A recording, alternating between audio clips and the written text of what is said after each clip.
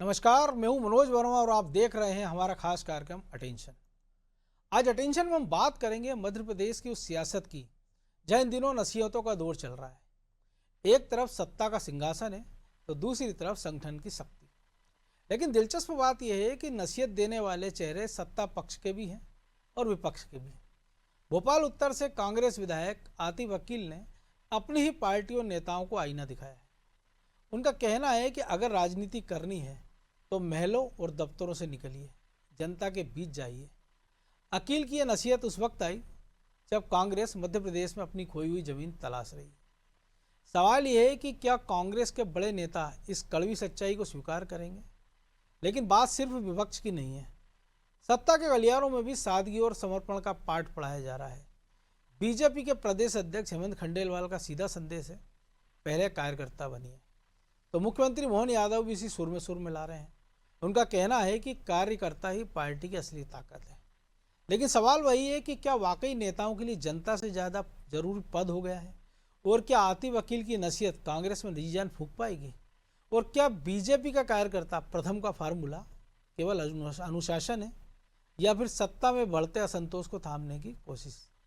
आज इसी पर होगी चर्चा, लेकिन पहले देखिए ये रिपोर्ट।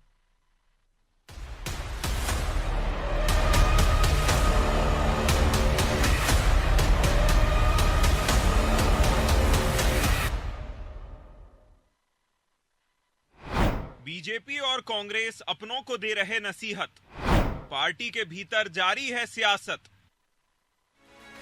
इन दिनों कांग्रेस और बीजेपी के दिग्गज अपने ही नेताओं को नसीहत देते नजर आ रहे हैं। अगर पहले बात बीजेपी की करें तो इस बार फिर बीजेपी के प्रदेश अध्यक्ष हेमंत खंडेलवाल ने ऐसी बात कह दी है जिसकी चर्चा शुरू हो गई है। दरअसल निगम मंडलों में नियुक्ति को लेकर नेता जोर लगा रहे हैं, लिहाजा बीजेपी दफ्तर में संभाग और जिला प्रभारियों की बैठक में खंडेलवाल ने कहा कि लोग निगम मंडलों के लिए प्रयास कर रहे हैं, जबकि इसमें कुछ नहीं रखा। पदाधिकारी और कार्यकर्ता इनसे बड़ा होता है। हालांकि अब उनकी इस नसीहत को बीजेपी नेता अलग नजरिए से देख रहे हैं। हमारे लिए हमारा संगठन सर्वोपरि है। हमारे यहाँ पे कोई कार्यकर्ता अपनी महत्वाकांक्षा को लेकर काम नहीं करता है। ये हमारा संगठन तय करता है कि किस कार्यकर्ता को कब कहाँ पे कैसी जिम्मेदारी देना है, दायित्व देना है, यह हमारा संगठन तय करता है। हमारे दल में कभी किसी चीज की होड़ नहीं मची होती है, नहीं हमारा कोई कार्यकर्ता कभी किसी चीज की मांग करता है। इससे पहले भी खंडेलवाल कई बार अपनों को आईना दिखा चुके हैं।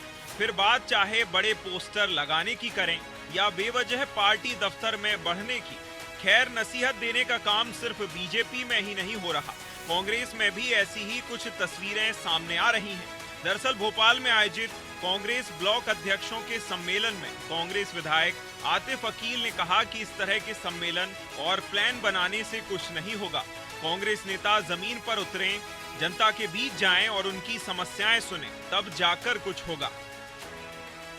कहीं ना कहीं आईना दिखाने की जरूरत है। जो बात धरातल पे है वो साफ साफ होनी चाहिए। सबसे अहम चीज ब्लॉक अध्यक्षों को ये चाहिए कि हमें धरातल पर उतरकर काम करना होगा।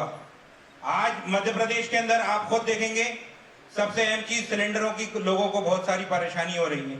देखिए, आज जो लाइनों में लगे हैं वो कहीं ना कहीं जरूरतमंद लोग हैं। आप उनके पास जाइए। मेरा सिर्फ आप लोगों से कहने का यही तात्पर्य है कि आप लोगों को पब्लिकली अपनी कनेक्टिविटी बढ़ानी पड़ेगी। आप अपनी विचारधारा बताकर अपने साथ जोड़कर उनको जोड़ोगे तो निश्चित ही कांग्रेस का आने वाला भविष्य बहुत बेहतर होगा। अब सवाल यह है कि आखिर बीजेपी और कांग्रेस में चल क्या रहा है। एक तरफ बीजेपी में नेता पद की दौड़ में लगे हैं, तो दूसरी तरफ कांग्रेस में जो पद पर हैं उनको जमीन पर उतरने के लिए कहा जा रहा है। खैर, बीजेपी और कांग्रेस में दी जा रही ये नसीहतें पार्टी को मजबूत करने के लिए ही हैं, लेकिन इसका असर नेताओं पर कितना पड़ेगा, अपनों की बात अपने कितनी सुनेंगे, ये भी आने वाला वक्त ही तय करेगा। ब्यूरो रिपोर्ट, अनादि टीवी।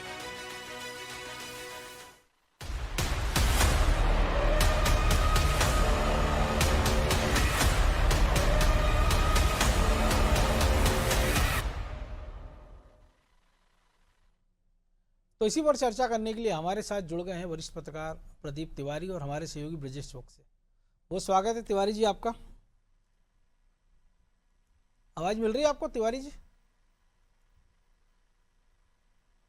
अनम्यूट कर लीजिए अपने आप को। तिवारी जी आवाज मिल रही है आपको?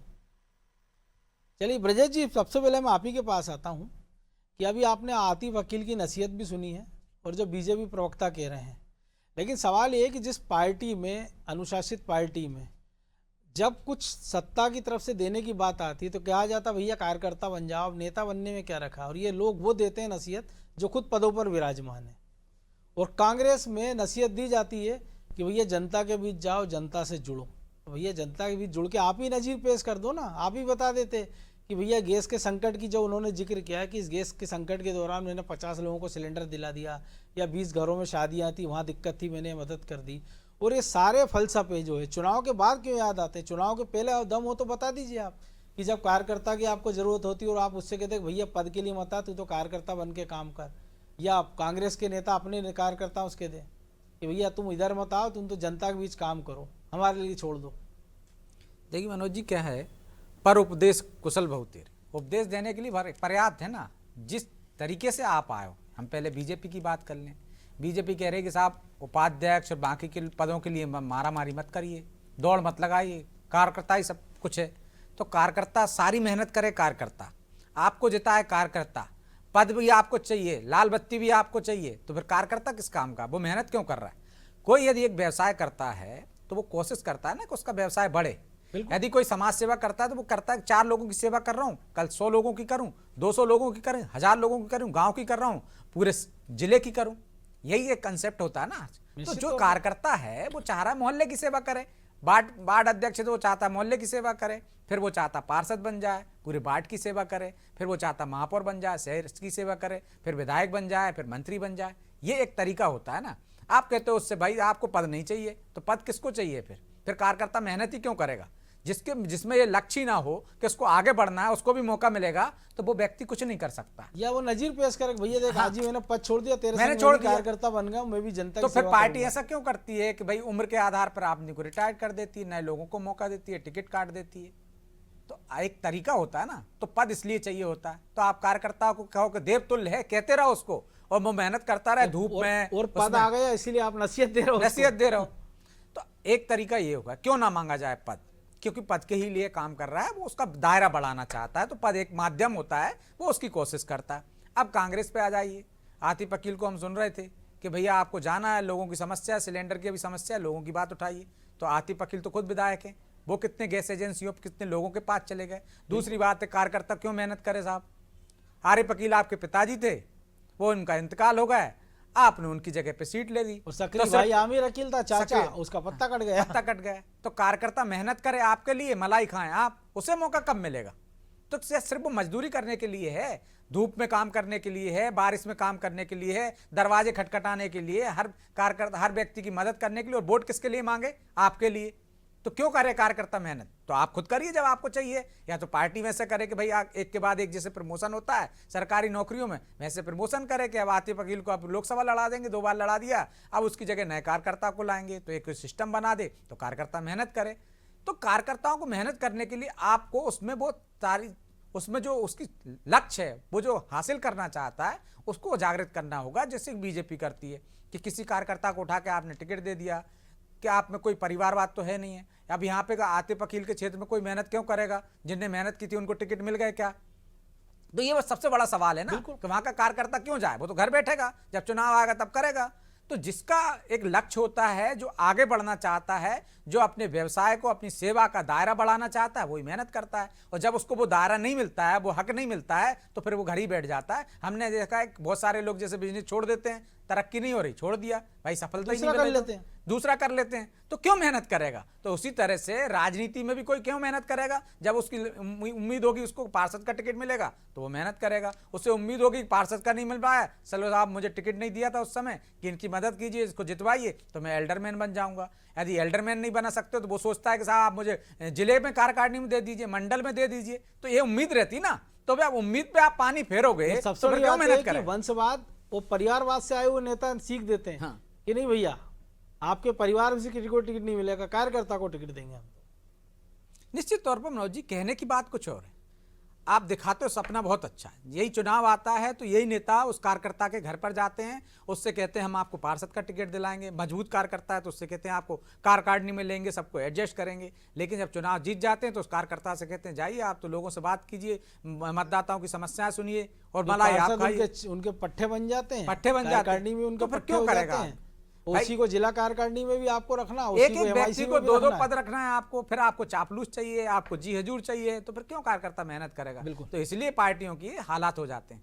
तो तिवारी जी आप कैसे देखते हैं, क्योंकि जब सीधे 1-to-1 संवाद होता है तो कार्यकर्ता पोल खोल देता है कांग्रेस का भी, कि वो जीतू पटवारी से बता देता है कि भैया आप तो उनके संग मिलते हो, और या फिर बाकी के नेता जो है हम देखते हैं सोशल मीडिया पे सक्रिय हो जाते हैं। आजकल तो ऐसी होड़ लगी प्रवक्ता में कि अखबार में खबर छपी कि यहाँ गड्ढा हो गया, प्रवक्ता पहुंच जाता है, वो अपना फेसबुक लाइव कर देता है या ट्वीट कर देता है उसको, वो घर जाके बैठ जाता है। दूसरा नेता दूसरा मुद्दा देखता है, वो ऐसा कर लेता है। जनता के बीच तो आप जा ही नहीं रहे हो ना। किसी दिन आप ये बताओ कि भैया ये गड्ढा हुआ है, मैं अपने कार्यकर्ता के साथ आया हूँ, इस गड्ढे को मैंने भर दिया है, या यहाँ पर ट्रैफिक जाम हो रहा था, यहाँ मैं गया, यहाँ लोगों की मैंने मदद की है, ये गैस के लिए लाइन लग रही थी, मैं अपने घर से 2 सिलेंडर दे आया हूँ कि भैया ठीक है तेरा शादी ब्याह है या मुंडन है, संस्कार है, कुछ है, वो कर ले, मेरे को बाद में दे देना आप। ऐसा तो कुछ हो नहीं रहा, नसीहत सब कोई दे रहा है। और मनोज जी कोई उसमें गड्ढा आप कार्यकर्ता भर को भी दे रहा दोगे, है। गड्ढा भर दोगे कार्यकर्ता को ले जाकर, तो कहोगे मैंने गड्ढा भरवा दिया, मैंने गड्ढा वो भरवा दिया। कार्यकर्ता को तो वो भी श्रेय नहीं मिलता है कि हाँ। भैया वो समस्या लेकर आया कि निदान कर दी साहब, क्षेत्र के लोग परेशान क्योंकि हैं। वीडियो तो वो बनाएगा, हम देखते हैं वो 4-4 क्लिप लगी रहती है, वीडियो का माइक लगे रहते हैं। मतलब आप भाषण दे रहे हो सभा में या बंद कमरे की बैठक है, तब भी आप ये चाह रहे हो कि सोशल मीडिया पे सब कुछ हो जाए, फील्ड में न जाना पड़े। बिल्कुल। मनोज जी आप देखें तो कार्यकर्ता जब बैठक होती है तो वो आईना दिखा देता है नेताओं को। वो देखता है कि ये जब चुनाव का समय आता है तब किसी को प्रदेश महामंत्री बना देंगे, किसी को प्रदेश प्रवक्ता बना देंगे, उपाध्यक्ष में। आप देखें तो कांग्रेस के जब लोकसभा का चुनाव हुआ था तो कितने सारे प्रवक्ता हो गए थे, कितने सारे महासचिव बना दिए गए थे, इतने सारे उपाध्यक्ष बना दिए गए थे, और मंडल से लेकर मैं आपको उदाहरण प्रदेश देता हूँ स्तर तिवारी जी, बस 10 सेकंड में। उस समय मैं जी। मौजूद था, पीसीसी के दफ्तर की बात है, एक दिवंगत नेता कांग्रेस के, इसलिए उनका नाम नहीं लूंगा मैं, एक व्यक्ति उनके पास आया, उसने अपना परिचय दिया। नेताजी ने पूछा क्या काम है, बोले साहब वो बात हुई थी प्रदेश उपाध्यक्ष की। उन्होंने अपनी अटैची खोली, उसमें देखा लेटर हेड था नहीं प्रदेश उपाध्यक्ष का। बोला यार ये महामंत्री वाला है, अभी इसी से काम चला लो, बाद में कर देंगे। तो अब ये आप मैं आंखों सोचिए देखी जिस बता रहा हूं पार्टी आपको। में, बिल्कुल बिल्कुल, हम भी इसी लिए बता रहे हैं कि कई सारे जो लोकसभा का चुनाव हुआ या विधानसभा का चुनाव होता है और जिनको संतुष्ट करना होता है कार्यकर्ताओं को, तो वो फिर लॉलीपॉप की तरह पद बांटने लगते हैं। तो मुझे लगता है कांग्रेस को अब इसमें सुधार लाना चाहिए। कांग्रेस को जब असलियत दिखाता है जो कार्यकर्ता है, उसकी बात की अहमियत रखनी चाहिए कांग्रेस के पदाधिकारियों को। बिल्कुल। अब कांग्रेस सफारी कल्चर में चल रही है। मनोज जी आप देखिए, भाई आप तो देखिए ना, कांग्रेस अभी के जो बिल की बात कार्यकर्ता हो रही नहीं है, बचे। पूरी कांग्रेस जिसको मुद्दा बना रही है, प्रियंका गांधी जीत बता रही है, उनकी खुद की नेत्री ने कल पोल खोल के रख दी है, विजय लक्ष्मी बिल्कुल। साधु ने, कि असली में क्या चरित्र है पार्टी के नेताओं का, वो बाहर क्या चरित्र है। बिल्कुल। तो मेरा ये मानना है कि कार्यकर्ताओं को आप खाली वोट के लिए मत यूज करिए। कार्यकर्ता आपकी रीढ़ की हड्डी है। कार्यकर्ता को आप जब मजबूत करेंगे, कार्यकर्ता को आप संगठन में जोड़कर चलेंगे, तो वो आपको आगे विजयी बनाएगा। लेकिन ऐसी स्थिति नहीं है। कांग्रेस अब सफारी कल्चर में आ गई है। कांग्रेस नेता तो है लेकिन कार्यकर्ता नहीं है। कांग्रेस में पदाधिकारी है पर कार्यकर्ता नहीं है। आप देखें तो जब भी विधानसभा का चुनाव होता है तो विधायक जो जिसको टिकट मिलता है उसको कार्यकर्ताओं के घर जाना पड़ता है, प्रयास करना पड़ता है किसी तरह से ये आ जाए, चाहे पद ले, कई सारे ऐसे वो देते हैं, प्रोत्साहित करते हैं किसी तरह से, कभी पैसा दे देंगे, कभी प्रलोभन दे देंगे, पद दे देंगे, अध्यक्ष बना देंगे आपको, नगर निगम का चुनाव लड़ाएंगे, महापौर का चुनाव लड़ाएंगे, इस तरह का प्रलोभन देकर उनको प्रयास करते हैं कि पार्टी में किसी तरह से बने रहे, विरोध ना करें हमारा। और यही कारण है कि आप देखें तो कांग्रेस की 2 दशक से सीट घटती चली जा रही है, कहीं बढ़ने की स्थिति में नहीं है। पिछली बार इतनी ज्यादा विरोध था भाजपा का, लेकिन उसके बाद भी कांग्रेस की स्थिति क्या हुई? कारण यह थी कि कार्यकर्ताओं में नाराजगी उतनी ही बनी है। इसलिए कि जो छत्रप है वो आपस में ये सीख नहीं ले रहे हैं कि कांग्रेस को हम किस तरीके से एकजुट करके जिस तरह के सवाल वही है ना कि एक हैं। पार्टी के पास कार्यकर्ता नहीं है और एक पार्टी के पास इतने कार्यकर्ता, उसके बाद भी उसको कांग्रेस से लोग आयातित करना पड़ रहे, रखना पड़ रहे। होता ये कि कांग्रेस के लोग आप लिस्ट निकाल कर देख लिए कि सब कब्जा कमाए हुए मंत्री से लेकर नीचे तक, और बीजेपी का मूल कार्यकर्ता भटक रहा है। लेकिन आप जब पावर में है तो आप हो सकता है कि लोगों को अपने साथ ले लें, लेकिन फिर फ्यूचर यही होने वाला है। कांग्रेस के साथ यही हुआ था। कांग्रेस में जब लोग दूसरे पार्टियों से टूट के आते थे, बीएसपी से, भाजपा से, तो उनको टिकट दे देती थी कांग्रेस। और आप आज स्थिति क्या हुई, कांग्रेस की बड़ी बुरी स्थिति हो गई, मतलब सीटों पर आप कार्यकर्ता नहीं मिल रहे हैं टिकट के लिए। तो मेरा ये मानना है कि कांग्रेस को, जीतू पटवारी ने एक बहुत सही बात करी कि हमको पद नहीं चाहिए, हम तो कार्यकर्ता के साथ लड़ने के लिए तो हमको सरकार बनानी है। पहले वही पद पर छोड़ दें सरकार आप तिवारी बनाओगे को। कैसे? भाई वो जो झगड़ा है, दो ही नेता बचे, उन्हीं का भी झगड़ा चल रहा है। वही कहते हैं कि भैया मैं अब जो है, दिग्विजय सिंह ने कह दिया था ना चुनाव हारूंगा 10 साल पद नहीं लूंगा, वो भी तभी कहते थे कि 29 के 29 लोकसभा हार गए तो भैया अब मैं पद नहीं लूंगा, अब जब तक मध्य प्रदेश में कांग्रेस की सरकार नहीं बनेगी तब तक मैं ऐसी जन जागरण करूंगा, घूमूंगा, रैली धरना प्रदर्शन करूंगा। और तब नहीं कह पाए तो आप कहते हैं कि नहीं बन पाएगी, मैं असफल हुआ तो दूसरे को मौका दूंगा कि भाई तुम लगो बस। और नगरीय बिल्कुल, निकाय लेकिन ऐसी दावा कर कांग्रेस- दे, चलिए विधानसभा के तो दूर है अभी कि भाई नगरीय निकाय में अगर मैं आधे से ज्यादा महापौर नहीं जितवा पाया तो मैं पद से इस्तीफा दे दूंगा। देखिए, कहने की बात है, पर जब ये बात तो कई बार केंद्र के बड़े बड़े लीडर कर चुके हैं कि हम ये कर देंगे, इस्तीफा दे देंगे, हम कभी पद नहीं ले लेंगे, लेकिन बार बार वही पद में बने जा रहे हैं। नहीं, वो भाई आप बीजेपी के देखें एक कि- विधायक है ना, लेकिन संजय वो- पाठक, वो हर बार सर्वे कराते हैं कि 51% से ज्यादा उनको समर्थन नहीं मिला तो वो चुनाव नहीं लड़ेंगे। इस बार बजरंगबली की कसम खा रहे हैं, बाकी नेता भी कर लें। लेकिन हर बार चुनाव लड़ते हैं, आप देखिए, और जो समर्थन मिलता है भाई। बिल्कुल समर्थन मिलता है उनको। मेरा ये मानना है कि कांग्रेस जो मूल उद्देश्यों से है वो भटक गई। कांग्रेस को अपने मूल और संस्कृति इतने पर आना लोकप्रिय है पड़ेगा। कि जिस और दल से दूसरी जाते हैं बात उससे है, ही विधायक बन जाते हैं वो। आप देखें तो अभी भी जब जिलाध्यक्षों की सूची जारी हुई थी, आप देखें पिछली बार कांग्रेस की, तो उसमें कांग्रेस के जितने जो बड़े लीडर थे उन्हीं के सारे लोगों को स्थान मिला है। चाहे वो बिंद क्षेत्र आप उठा के लिस्ट देख ले, चाहे वो महाकौशल का देख ले, चाहे ग्वालियर क्षेत्र का देख ले, कहीं ना कहीं उनके जो छत्रप है वो अपने लोगों को ही जिलाध्यक्ष, जो कार्यकर्ता है जो ब्लॉक स्तर पर या ग्राम स्तर पर आपकी लड़ाई लड़ रहा है और इस लड़ाई संघर्ष कर रहा है कि आप जब सब सरकार बनेगी या कोई पद वो होगा तो हमको भी मिलेगा इसमें जगह, हम महामंत्री बनेंगे, हम जिलाध्यक्ष बनेंगे।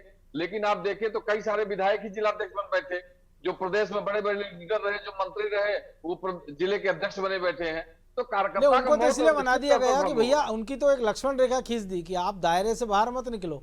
ओमकार सिंह मरकाम राहुल गांधी के दरबार में सीधा दखल, उन्होंने कहा आप शेडोल से बाहर नहीं जाओगे। जयवर्धन सिंह पैर फैला रहे थे, हमने देखा गुना से लेके ग्वालियर तक, उन्होंने कहा नहीं भैया इसी टेरिटरी के अंदर रहोगे।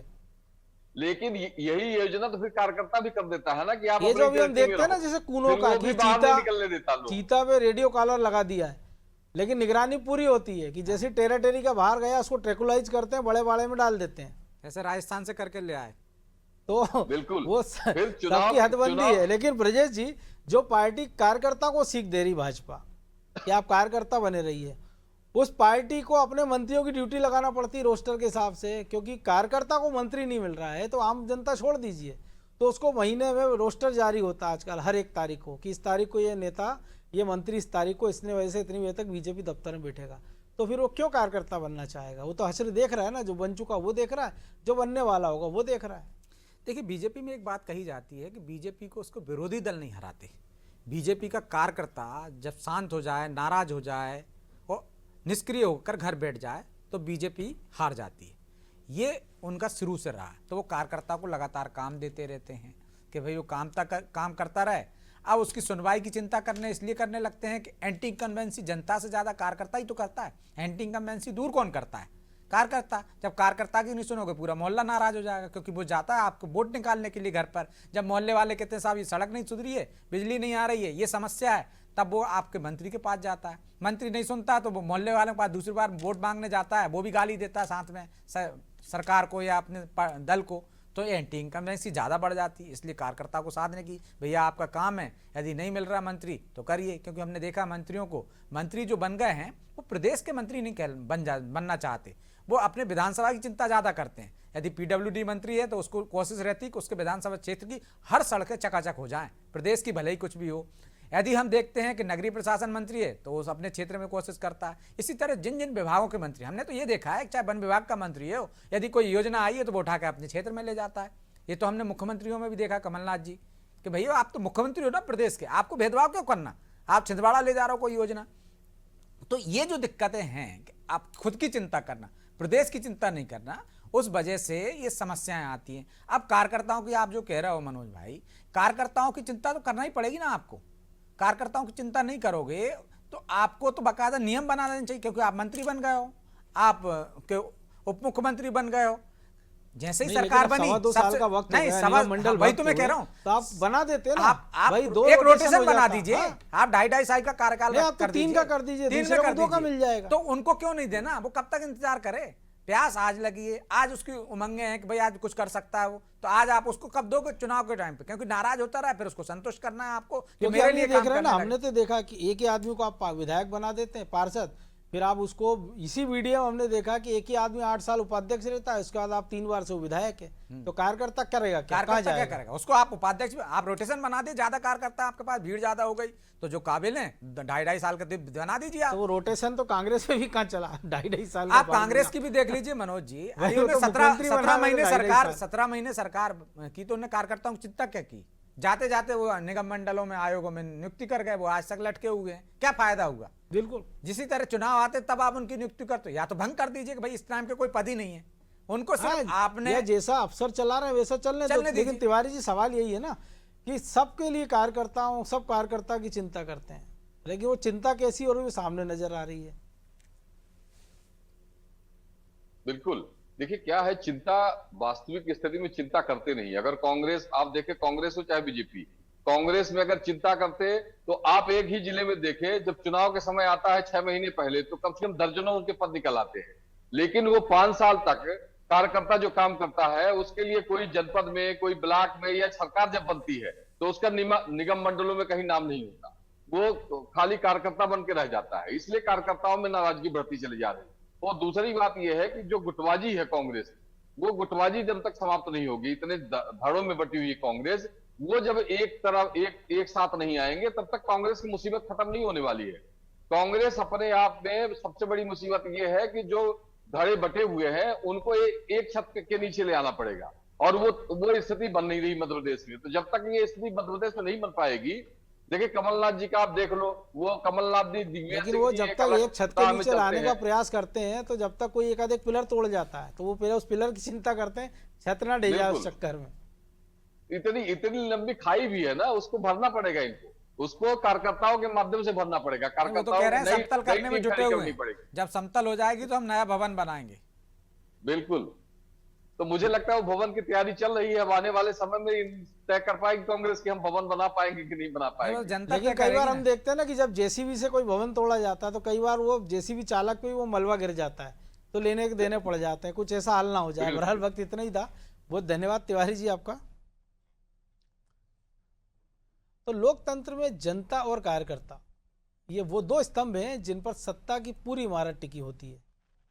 आतिफ वकील की नसीहत कांग्रेस के लिए एक बेकअप कॉल है कि अगर आप जमीन से कट गए तो आसमान छूने के सपने अधूरे रह जाएंगे। इधर बीजेपी के लिए हेमंत खंडेलवाल और मुख्यमंत्री मोहन यादव का कार्यकर्ता मंत्र एक बड़ी चुनौती है, और वो ये है कि सत्ता के अहंकार को संगठन के अनुशासन से नीचे रखने की।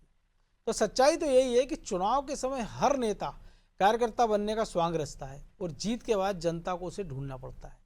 लेकिन मध्य प्रदेश की सियासत अब बदल रही है। यहाँ अब केवल पद की चमक काम नहीं आएगी, बल्कि जनता के बीच आपकी धमक और कार्यकर्ताओं के साथ आपका समन्वय ही तय करेगा कि भविष्य के सिंहासन पर कौन बैठेगा। तो उम्मीद है कि आज की इस चर्चा की गूंज उन दफ्तरों तक जरूर पहुंचेगी जहाँ नेता अक्सर जनता की पुकार सुनना भूल जाते हैं। आज के लिए अटेंशन में बस इतना ही। देश और प्रदेश की तमाम बड़ी खबरों के लिए देखते रहिए अनादि टीवी। नमस्कार।